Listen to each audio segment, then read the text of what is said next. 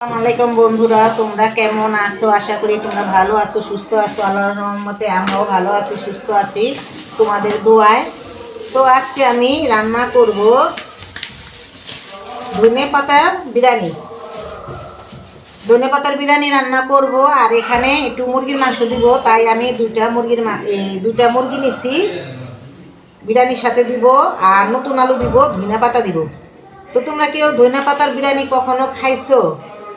না খাইলে কমেন্টে জানায়ও, আর যদি খেয়ে থাকো তাও জানায়ও। আর যদি না খেয়ে থাকো তাহলে এই আপুর কাছে শিখে নিও ধনে পাতার বিরিয়ানি।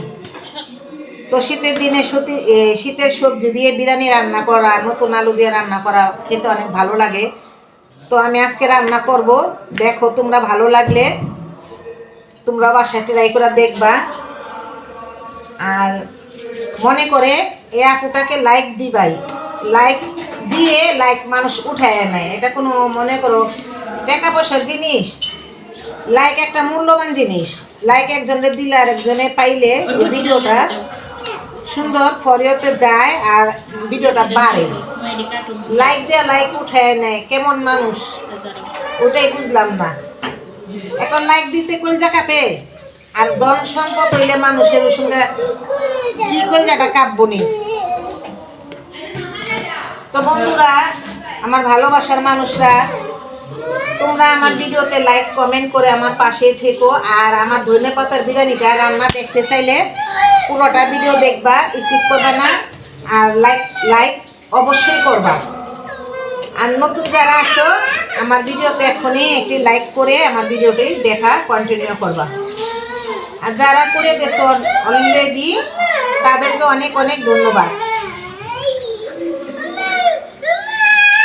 তো আমি এই যে মুরগিগুলো সুন্দর করে ছোট ছোট করে কেটে নেব, নতুন আলু দিব সাথে, আর ধনিয়া পাতার বিরিয়ানি। আজকে শুক্রবার, তাই মসজিদে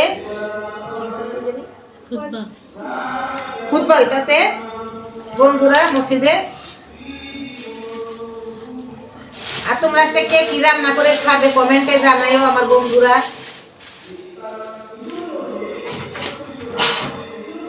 আর তোমরা অনেক বন্ধুরাই আমাকে নতুন পুরান বন্ধুরা কমেন্ট করো সুন্দর সুন্দরই।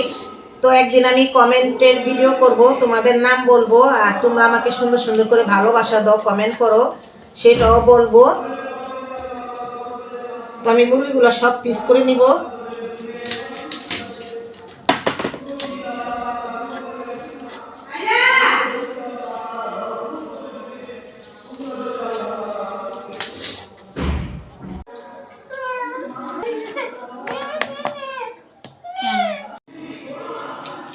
ছোট ছোট আলুগুলো, এগুলো আজকের আলু?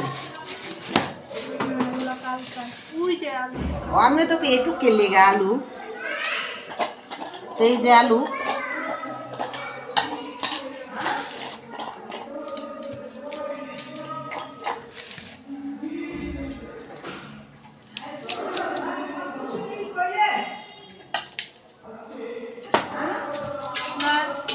তো বন্ধুরা আমি ভালো করে মাংসগুলো কুচি কুচি ধুয়ে নিব, কারণ এই মুরগির মাংস থেকে অনেক রক্ত বের আসে।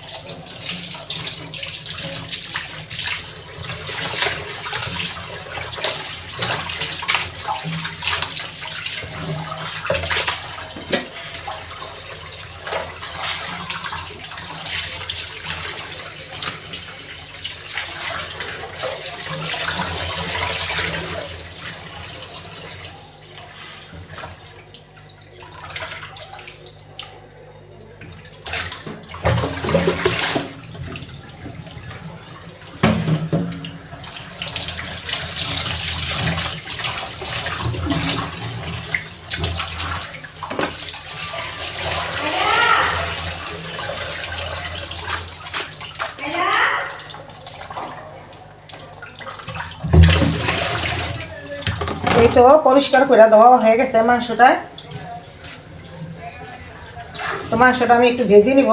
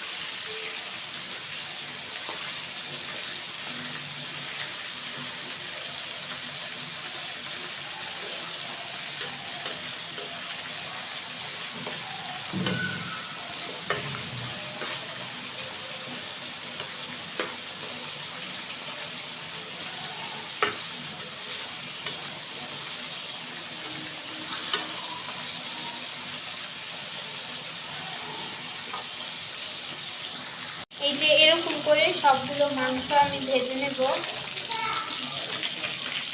দেখতে পাচ্ছি এরকম কালার আসলে উঠে নেব। এখন আমি মাংসগুলোকে তুলব।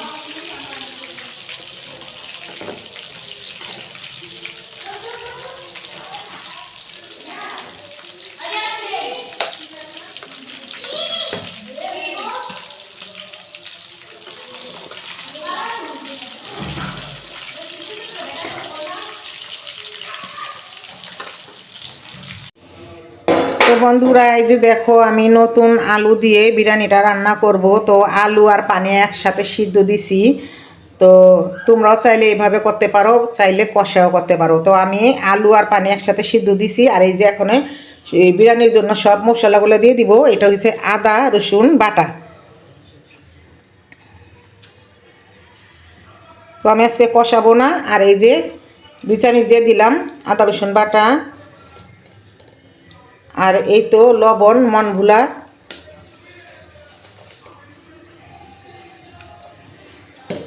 আর এখানে আমি দিয়ে দিব তেল।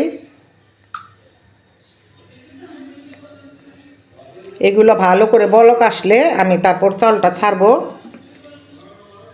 আর এখানে দিয়ে দিব হলো গরম মশলার, এই যে গরম মশলার ফাঁকিটা।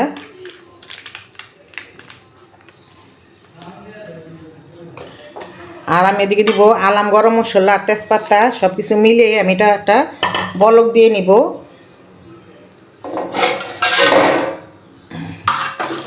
আমার আরও তেল লাগবো, কিন্তু আমি যে মাংস ভাজছি, মাংস ভাজার তেলটা এটার ভিতরে দিয়ে দিব। তো এখন আমি পানিটা বলক আসার জন্য অপেক্ষা করব। আমার সাথেই থাকো বন্ধুরা। তো বন্ধুরা, এই যে আমার আলু সিদ্ধ হয়ে গেছে, পানিটা বলক আইছে, মশলার গন্ধটা সব গেছে গা। তো এই যে আমি মুরগির ভাজা মাংসটা এটা ভিতরে দিয়ে দিব। এটা দিয়ে দিলে তাহলে এই যে মশলাগুলো ঢুকবো। আর এখানে আমি একটু পেঁয়াজ দিব সাদা, এই যে ভাজি নাই। এই বিরিয়ানিটা এইভাবেই খায়।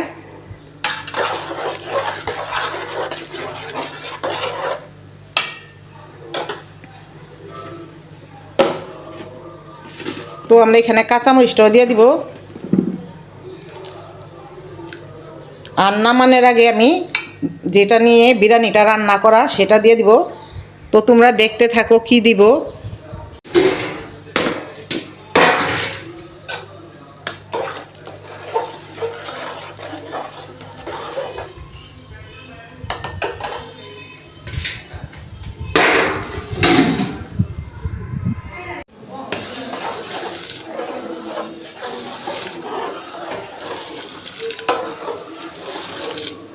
তো আমি চালগুলো আগেই ধুয়ে পরিষ্কার করে ঝরা দিয়ে রাখছিলাম।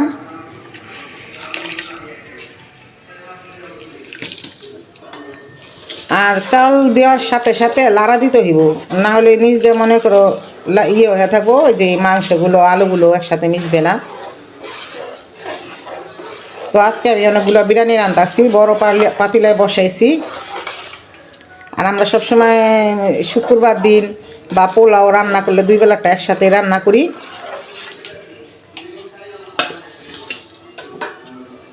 এটা বলক আসার জন্য আমি ঢেকে রাখবো। তো বন্ধুরা, এইখানে আমি যে একটু গুঁড়া দুধ দিয়ে দিব। আর আমি এখানে টক দই বা সেন্ট কিছুই দিব না, এটা একটা নর্মালি বিরিয়ানি। আর নর্মাল হলেও এই বিরিয়ানিটা খেতে খুবই ভালো লাগে। তো তোমরাও একবার টেস্ট করে দেখবা। তো আমার এই যে এখন আমি এটা লাড়া দিয়ে ঢাইকা বসায় দিব।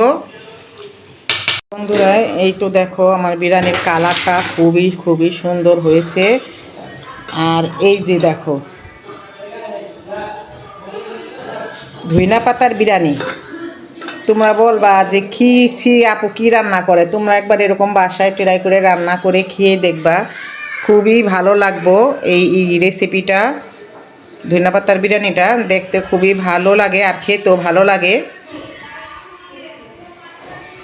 তো আমি এটাকে এখন লাড়া দিয়ে মিশিয়ে ফেলবো।